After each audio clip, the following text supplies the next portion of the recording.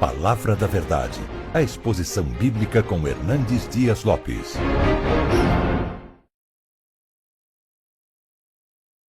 Eu quero compartilhar com vocês hoje o texto que está em Marcos capítulo 4. Marcos capítulo 4, versos 35 a 41. Peço que você abra sua Bíblia comigo e, ao ler o texto, mantenha sua Bíblia aberta para você acompanhar comigo esta exposição. O texto diz o seguinte: naquele dia, sendo já tarde, disse Jesus aos seus discípulos: passemos para outra margem. E eles, despedindo a multidão, o levaram assim como estava no barco, e outros barcos o seguiam. Ora, levantou-se grande temporal de vento, e as ondas se arremessavam contra o barco, de modo que o mesmo já estava a encher-se de água. E Jesus estava na popa, dormindo sobre o travesseiro.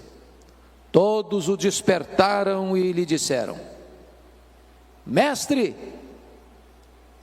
não te importa que pereçamos?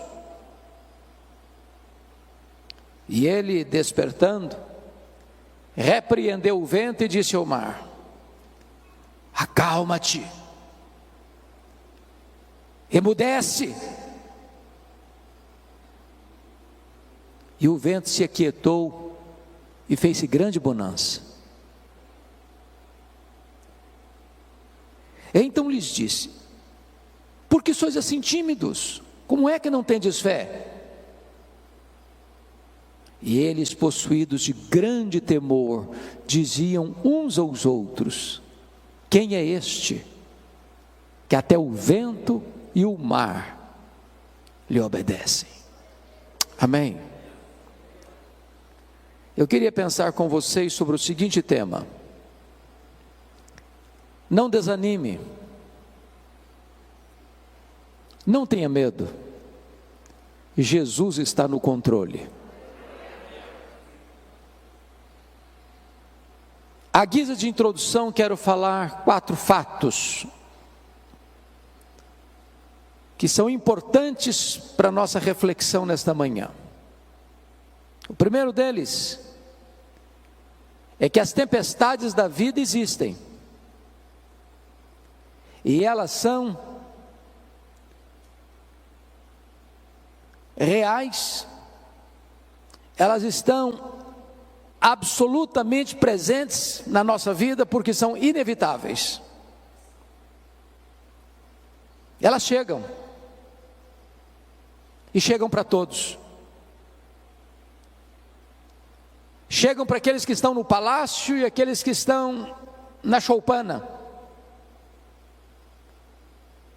para os mais cultos aos iletrados. As tempestades são democráticas, elas vêm, mas hoje ou mais amanhã, elas vêm, são inevitáveis, não tem como você se blindar, não tem como você viver numa redoma de vidro. A vida não se desenrola num parque de diversões. A vida não é um jardim grinaldado de flores. Cruzamos desertos tórridos, vales escuros, enfrentamos lutas, lágrimas rolam pelo nosso rosto, a dor aperta o nosso coração. Esta é a realidade da vida. A segunda verdade que eu gostaria de lhes dizer à guisa de introdução é que as tempestades não apenas são inevitáveis, elas são também imprevisíveis. Chegam de súbito, sem mandar aviso prévio. Você acorda de manhã, está tudo bem, e quando você vai dormir, seu rosto está banhado de lágrimas. É um acidente, é uma doença súbita, é um divórcio traumático, é um luto doloroso, é uma perda financeira radical, é uma situação que você jamais imaginava que pudesse acontecer na sua vida, mas acontece, pegando você de surpresa, botando a sua vida de ponta cabeça.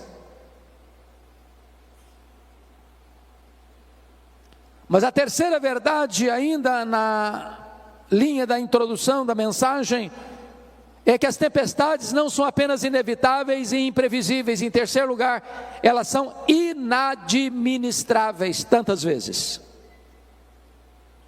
As coisas fogem do seu controle.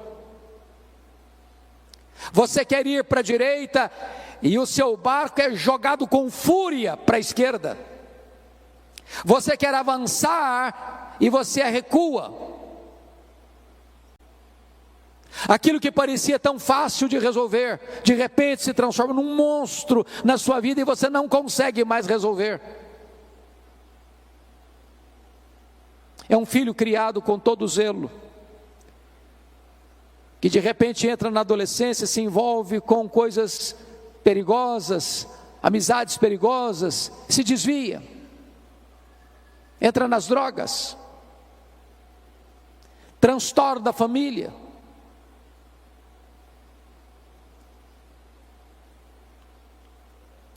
Mas eu quero concluir dizendo que, em último lugar, quarto e último lugar, as tempestades da vida são também pedagógicas. Louvado seja Deus, pedagógicas. Sabe o que significa isso? Tudo que vem à sua vida, por mais carrancuda que seja essa providência, pode isso estar fora do seu controle, mas não está fora do controle de Deus. Deus tem um plano nisso. Deus vai usar essa experiência dolorosa de tempestade, não para destruir você, mas para tonificar as musculaturas da sua alma, não para levar você ao naufrágio, mas para conduzir você a uma experiência mais profunda com Ele.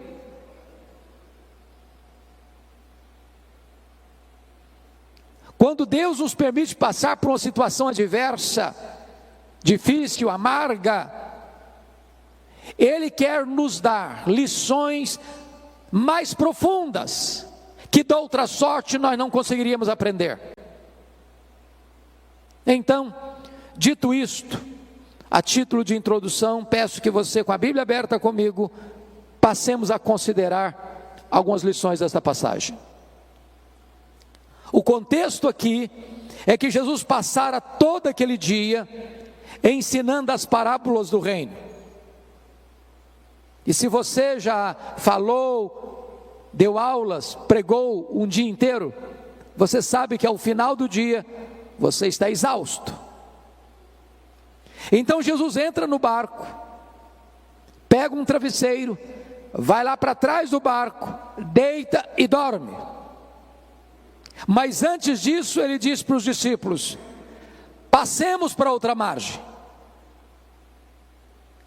Enquanto eles estão navegando para outra margem, eu estou falando do Mar da Galileia, ou do Lago de Genezaré, e você sabe que esse mar não é um mar, é um lago de águas doces, o maior reservatório de águas doces do Oriente Médio, com 21 quilômetros de comprimento por 14 de largura, a 200 metros abaixo do nível do mar Mediterrâneo, encurralado pelas montanhas de Golã de um lado, as montanhas da Galileia do outro.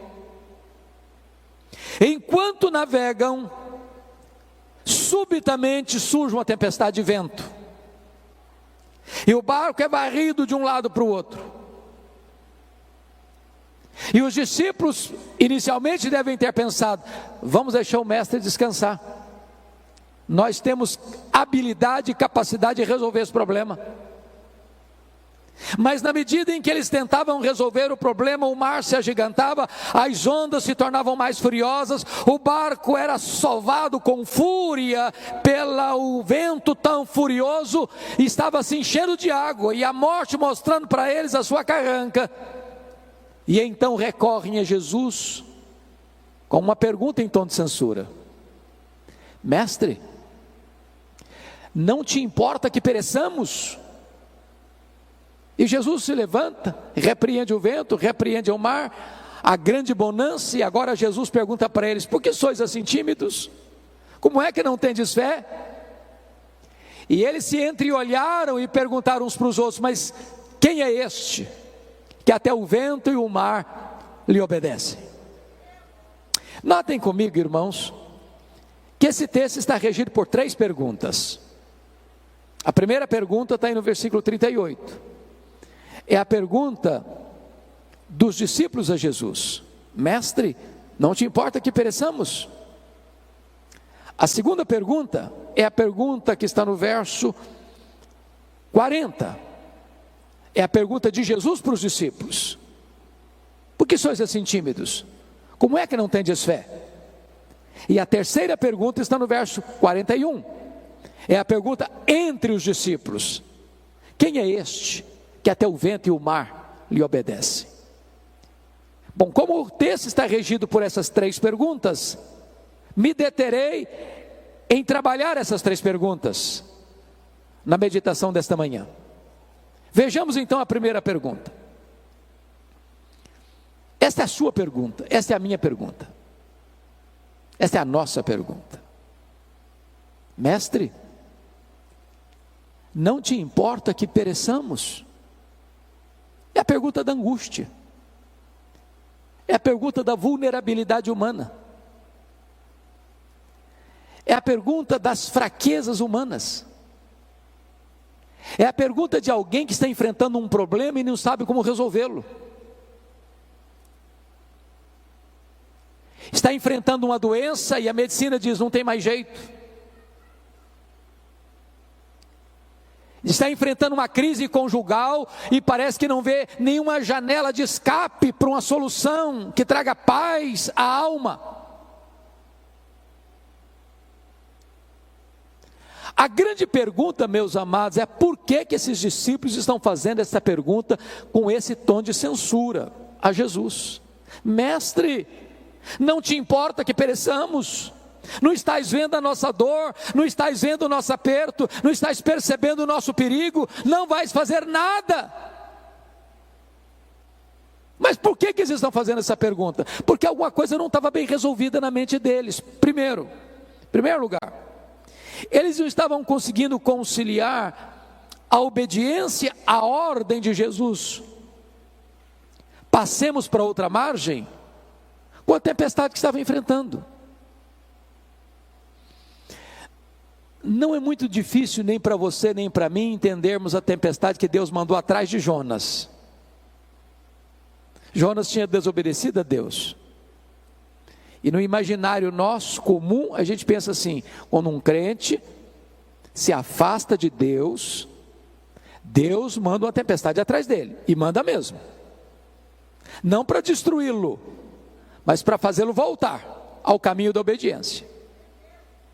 Agora, como é que eu vou entender que eu estou fazendo a vontade de Deus, eu estou andando com Deus, eu estou obedecendo a uma ordem expressa de Jesus, e a tempestade vem? E a tempestade chega, e o vento contrário começa a me ameaçar. Na cabeça deles, isso não estava bem resolvido, porque a nossa expectativa é essa: se eu estou andando com Deus, vai dar tudo certo, nenhum imprevisto vai acontecer.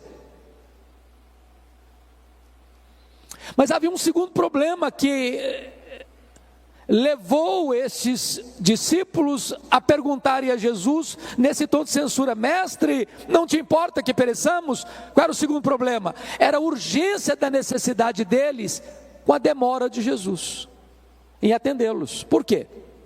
O que Jesus estava fazendo no barco? Estava dormindo. Quem está dormindo não está agindo. E parece-nos que um dos dramas que nós enfrentamos na vida é que quando a coisa pega, quando o calo aperta, quando a dor lateja em nossa alma, quando as lágrimas quentes rolam em nossos olhos, quando a noite parece escura demais, você grita por socorro e só escuta o eco da sua voz. Deixa eu lhes dizer, tem hora, eu vou voltar, filho, pode ficar tranquilo. Tem hora que a demora de Deus nos aflige mais do que o próprio problema. Eu vou ilustrar. Vocês se lembram da Marta? Quando seu irmão Lázaro ficou doente? Jesus estava a um dia de viagem de Betânia, e Marta manda um recado para Jesus assim: está enfermo aquele a quem amas. A casa dela estava cheia de gente. Talvez as pessoas questionando: ô Marta, será que Jesus vem? Eu falei: ele vem, claro, ele é nosso amigo. E eu, Lázaro, piorando, e Jesus não chega. Aí a pessoa gastou um dia para ir de Betânia, onde Jesus estava. Ao dar o recado, Jesus disse para os seus discípulos assim: o Lázaro morreu. Mas manda um recado para Marta: esta enfermidade não é para a morte, é para a glória de Deus. Quando o emissário retorna no segundo dia, que era um dia para ir, outro dia para voltar, talvez apressadamente já vai dizendo para Marta: ô Marta, Jesus mandou falar para você que esta enfermidade não é para a morte, é para a glória de Deus. Mas o Lázaro já estava morto e sepultado. Olha o nó na cabeça da Marta. Diz a Bíblia que Jesus fica mais 2 dias onde estava. O homem gastou um dia para ir, mais 2 dias que fica, 3 dias. No 4º dia é que Jesus vai. Quando Jesus chega lá, o Lázaro está morto e sepultado há 4 dias. E a primeira palavra que Marta falou para Jesus não foi a saudação Shalom. Foi uma palavra de censura: se tu estiveras aqui, meu irmão não teria morrido, o senhor chegou tarde demais, agora não adianta mais. E Jesus: Marta, teu irmão há de ressurgir. Ela diz: eu sei que vai ressurgir no último dia. E Jesus: Marta, eu não fui, eu não serei, eu sou a ressurreição e a vida. Se você crer, Marta, você verá a glória de Deus. Talvez você, meu amado, que está aqui hoje, minha irmã, você está aguardando um milagre de Deus na sua vida, uma resposta às suas orações há anos. Mas o que eu posso dizer para você é que Deus nunca chegou atrasado. Quando Ele parece chegar atrasado, é porque Ele está preparando algo maior e melhor para a sua vida. Mas sabe por que esses discípulos estão angustiados? Tinha uma terceira razão. Primeiro, que eles não conseguiram conciliar a ordem com o problema. Segundo, eles não conseguiam conciliar a urgência da necessidade com a demora. E a terceira razão, eles não conseguiam conciliar a angústia avassaladora com o silêncio de Jesus. Porque se ele está dormindo, ele não só não está trabalhando, mas também não está falando. E eu vou lhes dizer que o silêncio de Deus grita mais alto nos nossos ouvidos do que o ruído mais barulhento das circunstâncias mais adversas.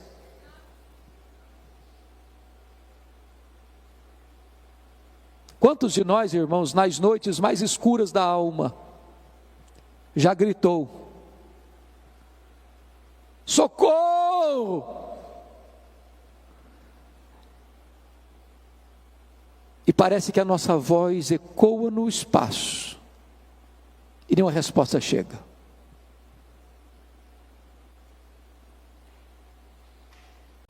Mas quando Deus está em silêncio, Ele não está inativo. Ele não perdeu o controle.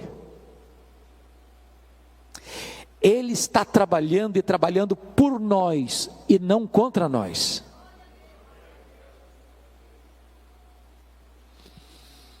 Pois bem, diz a Bíblia então que Jesus se levanta, repreende o vento, repreende o mar, e é uma grande bonança.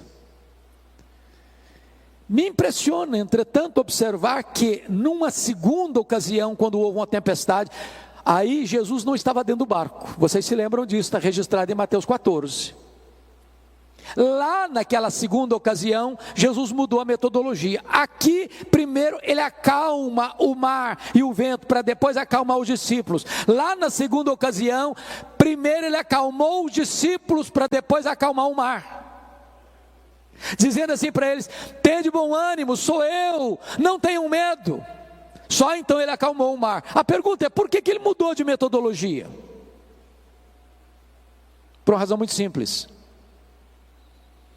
O Senhor Jesus sabe que tem hora que a tempestade mais terrível na nossa vida não está do lado de fora, está do lado de dentro.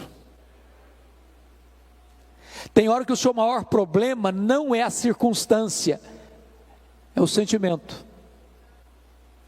E Ele, como aquele que nos conhece, sabe quando é que primeiro tem que atender a solução do problema, e em segundo lugar, quando ele tem que atender a solução do problemático.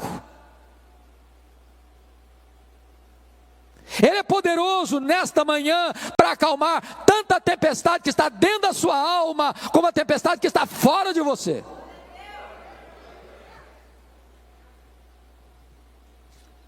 E depois que ele acalmou o mar, diz o texto no verso 40, que Jesus pergunta assim: por que sois assim tímidos? Como é que não tendes fé? Em outras palavras, por que vocês estão com medo?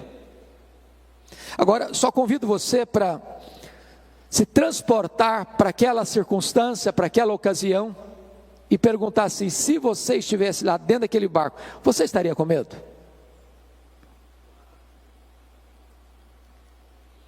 Ô, gente, eu fiz um único cruzeiro, um navio grande na vida. Fiz vários cruzeiros pequenos, mas grande, navio grande, uma vez só na vida.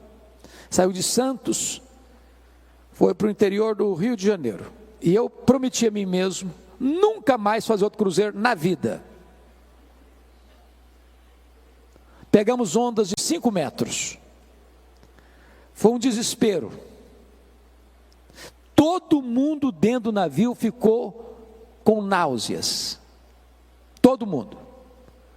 Você ia sair, você tinha que cambalear nos corredores e todo mundo vomitando nos corredores.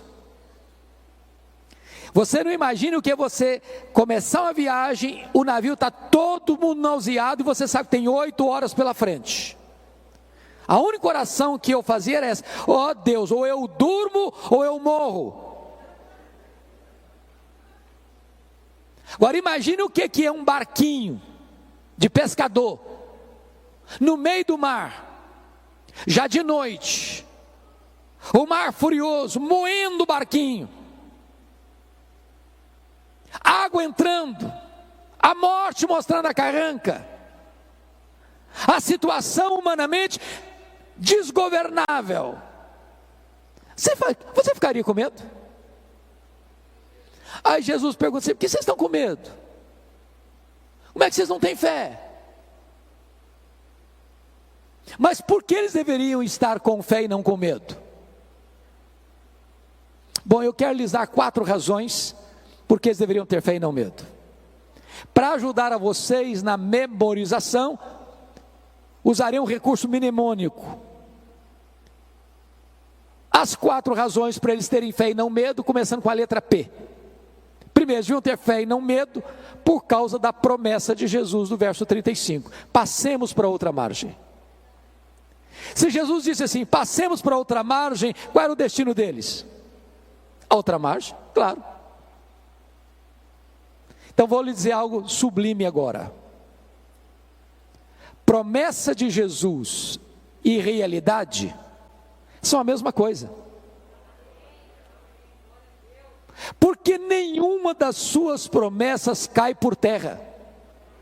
Em todas as suas promessas nós temos o amém, o sim de Deus. Ele vela pela sua própria palavra em a cumprir. Você sabe por que você e eu ficamos com medo? É porque nós duvidamos que aquele que fez a promessa é fiel para cumpri-la. Segundo lugar, sabe por que eles deviam ter fé e não medo? Por causa da presença de Jesus com eles. Quem é Jesus? O Criador do mar, o Criador do vento, o Criador da terra, o Criador do céu, o Criador do universo. Agora eu pergunto a você, será que a criatura poderia ser maior que o Criador? Será que o mar poderia derrotar o Criador do mar?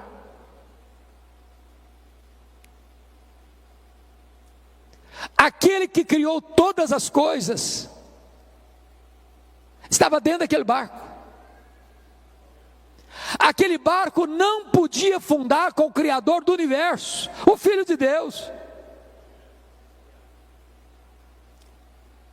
E Jesus prometeu para você e para mim o seguinte: eis que eu estou convosco todos os dias até a consumação dos séculos. Nós não vencemos porque somos fortes, nós vencemos porque o Todo-Poderoso está conosco. Terceiro lugar, sabe por que deviam ter fé e não medo? Primeiro, por causa da promessa. Segundo, por causa da presença. Terceiro, por causa da paz de Jesus. Eu pergunto a vocês, o que Jesus estava fazendo dentro daquele barco? Dormindo. Agora, tem uma pergunta importante a fazer. Ele sabia que a tempestade viria? É óbvio que sim, claro. E se sabia, por que dormiu? Porque sabia que tudo estava sob controle. O que é paz? Paz não é ausência de tempestade. Paz é você saber que apesar da tempestade, tudo está sob controle. Não sob o seu controle, sob o controle de Jesus. Você pode ter paz no vale. Você pode ter paz na tempestade.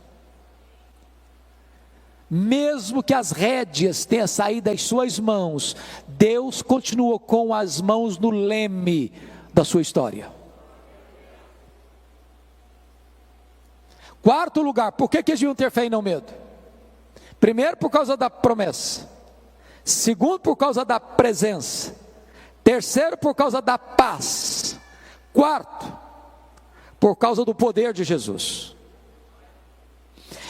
É maravilhoso você notar em Marcos que, propositadamente, Marcos reúne ao redor desta passagem 4 episódios que retratam o poder de Jesus. Primeiro nesta, onde ele tem poder sobre as leis da natureza, o vento escuta a sua voz, o mar obedece ao seu comando. Mas notem comigo que em seguida, capítulo 5, ele desembarca do outro lado, na região leste do lago, na região das montanhas de Golã, em território pagão, no território de Gadara, num despenhadeiro, dentro de um cemitério, de noite, quando entre os sepulcros tem um homem gritando, ferindo-se com pedras, louco, furioso, que ninguém podia prendê-lo com algemas.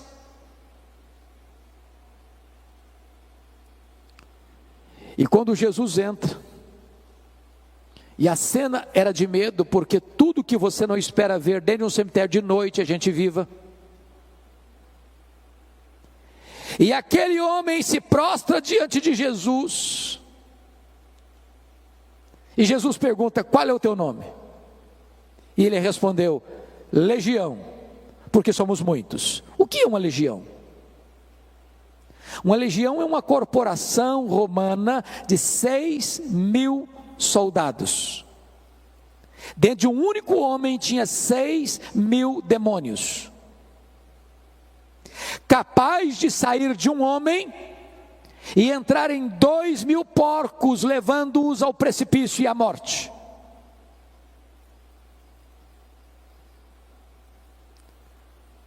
Mas Jesus liberta aquele homem. Jesus transforma aquele homem. Jesus faz daquele homem um missionário, para provar uma coisa para nós: ele tem poder sobre as leis da natureza e ele tem poder sobre os demônios. Me impressiona, pastor Amarildo, nesse texto,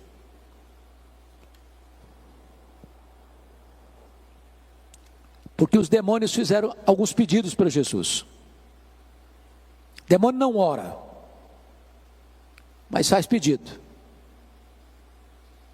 Primeiro pedido: não nos atormentes antes do tempo. Segundo pedido: não nos mandes para fora do país. Terceiro pedido: mande-nos para essas manadas de porcos. E Jesus atendeu as 3 petições dos demônios. Mas agora que o homem está curado, liberto, ele faz um pedido para Jesus: deixa-me ir contigo. E Jesus não atendeu o pedido do homem salvo e liberto. Jesus diz: não, vai para os teus e conta lá para a tua família o quanto Deus fez por você. Por que Jesus atendeu o pedido dos demônios? Para provar uma coisa. Primeiro, que os demônios não são um mito, uma lenda.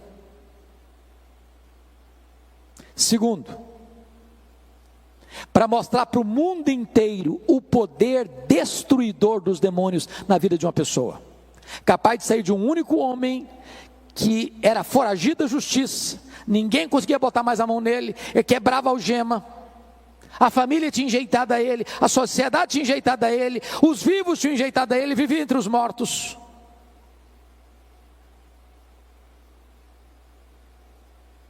Para mostrar para o mundo que os demônios vêm para roubar, para matar e para destruir. Terceiro, por que Jesus atendeu o pedido dos demônios? Para provar para o mundo inteiro os valores da sociedade mundana. Porque os gadarenos, ao chegarem e verem aquele homem liberto por causa dos porcos, expulsaram Jesus dali. É uma sociedade que ama mais os porcos do que pessoas. Quarto, sabe por que Jesus atendeu o pedido dos demônios? Para provar para o mundo inteiro que quem manda é Jesus. Os demônios ficam se Jesus permitir, os demônios saem se Jesus mandar. Quem domina e tem poder sobre os demônios é Jesus. Quem tem as chaves da morte e do inferno é Jesus.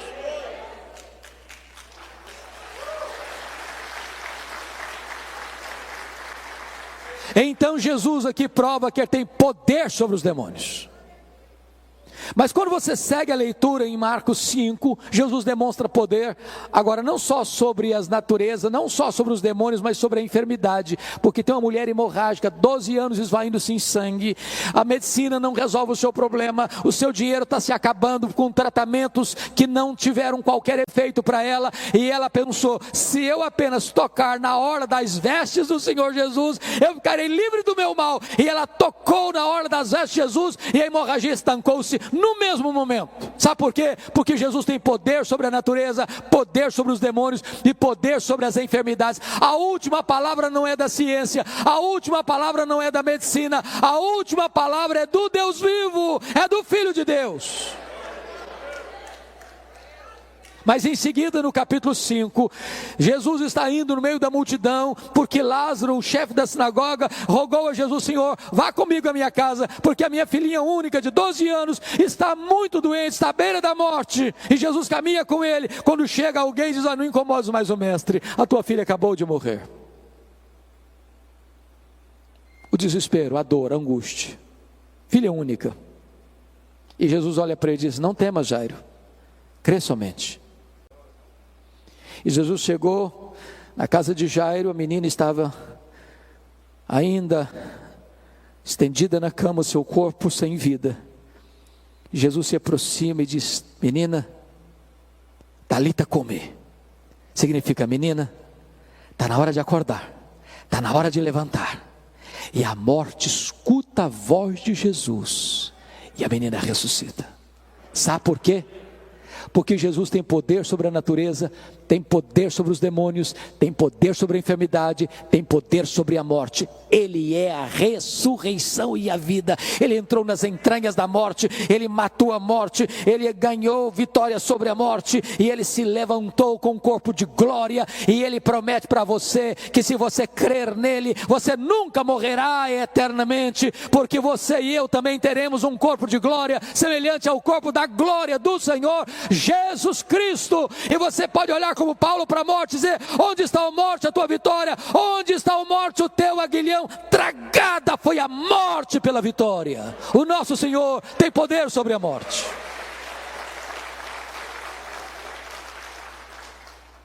Mas agora, irmãos, vamos para a última pergunta do texto.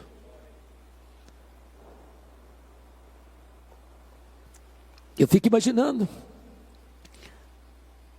o mar se acalmando como uma fera selvagem que precisa ser acalmada, o barco balançando, os discípulos todos molhados porque o barco já estava se enchendo de água, aquelas jorros d'água batendo no barco,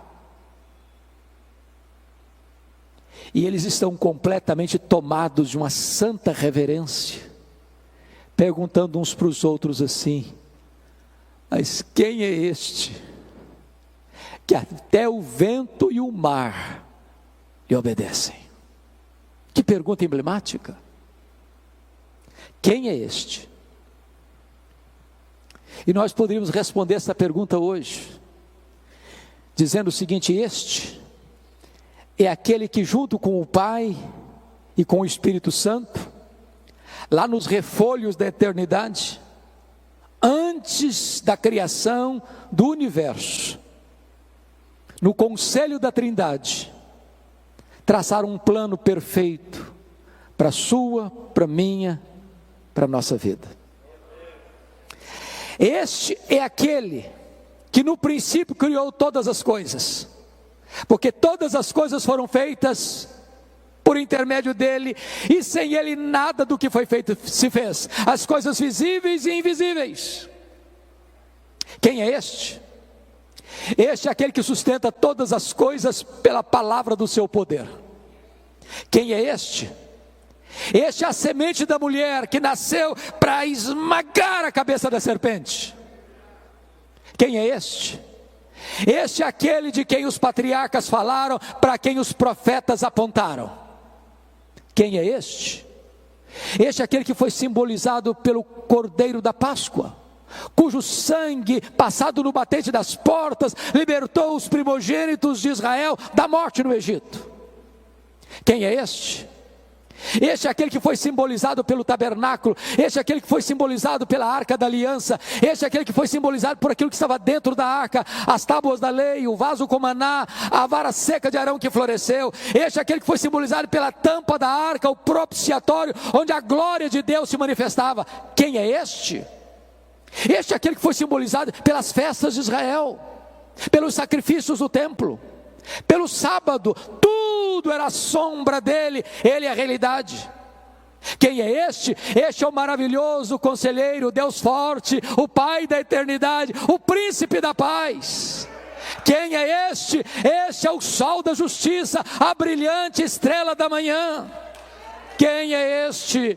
Este é o Messias prometido, este é o Filho de Deus, que na plenitude dos tempos nasceu de mulher, nasceu sob a lei, para ser o nosso Redentor.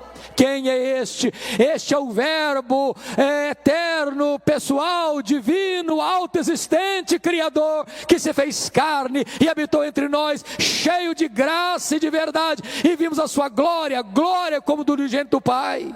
Quem é este? Ora, este é aquele que pode dizer: eu sou. Antes que Abraão existisse, eu sou. Este é o pão da vida, este é a luz do mundo, este é a porta das ovelhas, este é o bom pastor, este é a ressurreição e a vida, este é o caminho e a verdade e a vida, e ninguém vem ao Pai senão por ele. Este é a videira verdadeira. Quem é este? Este é o cabeça da igreja, este é o fundamento da igreja, este é o dono da igreja, este é o edificador da igreja, este é o protetor da igreja. Quem é este? Este é o amado da nossa alma, este é a nossa alegria, este é a nossa herança, este é a nossa paz, este é a nossa justiça, este é o Filho de Deus que desceu da glória e entrou na nossa história e pisou o nosso chão e bebeu a nossa água e chorou a nossa lágrima e sentiu a nossa dor e carregou com os nossos pecados sobre o seu corpo no madeiro. Quem é este? Este é aquele que no Getsemane suou sangue por amor.